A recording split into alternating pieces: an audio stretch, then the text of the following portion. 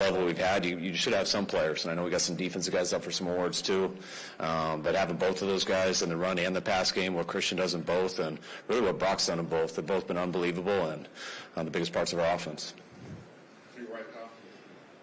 Hey, Fred and George, in a lot of ways, are the emotional team leaders for you guys on their respective side of the ball. What do you see in them as prospects, and how have they developed that leadership as they've gone on in the NFL? I think they developed it the more they played. I mean, they didn't come in, they weren't like that right away. They came in and they were both pretty quiet, but they both worked as hard as anyone. They were the same every single day, off season, regular season. I always mess with George. You go back and watch him his first year.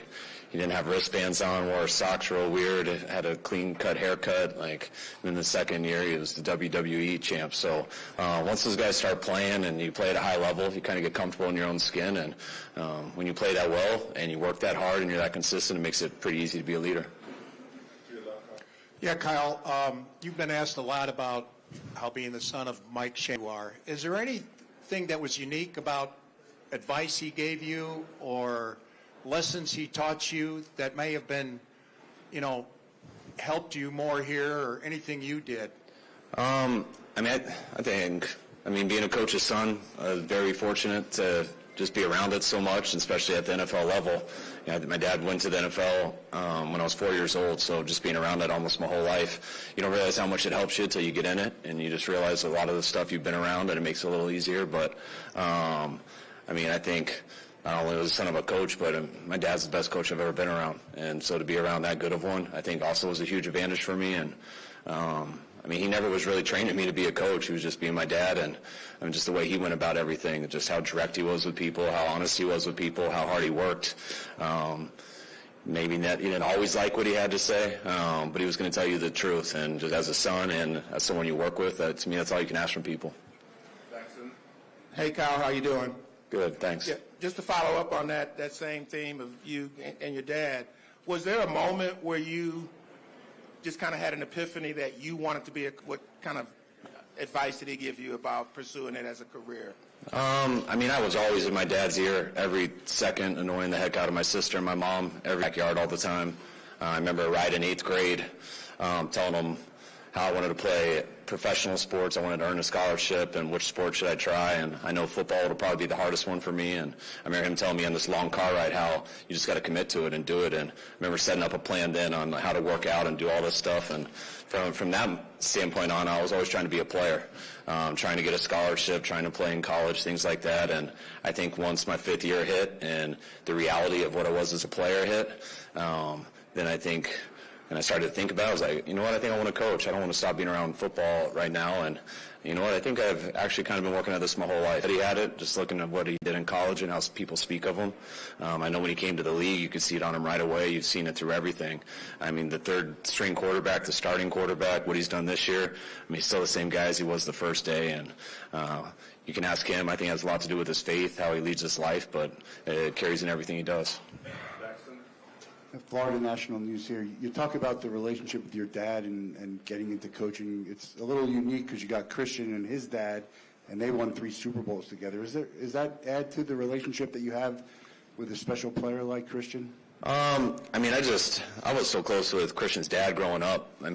He was him and Rod Smith were the 2 receivers on the Broncos when I was throughout high school trying to be a receiver. Those were the guys I tried to cut my shoes like, wear the same shoulder pads, meet him after school to run routes and do workouts throughout the summer, everything. So those were his dad was such a gym rat and just such a technician, and him and Rod taught me almost everything I know about playing, which gave me a chance to play. And then it was just so funny watching Christian over the years, hearing about him in high schools to at Stanford to going through the draft and everything, and just couldn't believe how talented he was. But I also knew his dad and how psychotic his dad was with his work ethic and just attention to detail, and that's what's been so neat, trading for Christian and actually getting to know him. And just I feel like I'm watching Ed half the time.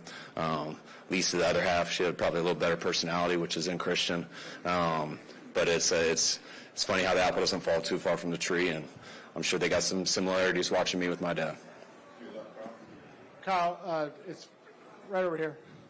Hey, it's well documented. You've obviously had to go through some excruciating postseason losses. The loss to the Chiefs in the Super Bowl, kind of where does that rank as far as levels of pain? I mean, I think anyone who loses a Super Bowl probably ranks that up there. I mean, I know. Remember, I always seen my dad as a coordinator and stuff after those 3 Super Bowls when he was in Denver and I was younger, and how hard it was on him. So I think anytime you get that close and you lose it, the last one, that's definitely the hardest.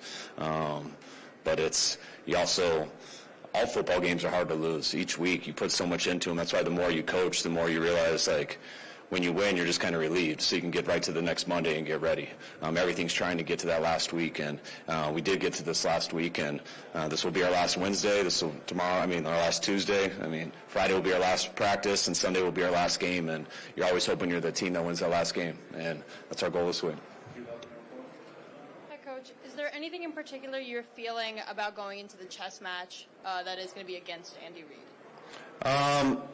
Same as you always do. Andy, as good as there is, especially him running the offense, and Spags on the defense, as good as there is. They've both been doing it for a long time. We've all gone against each other a number of times, so I think the schematics can get a little overrated.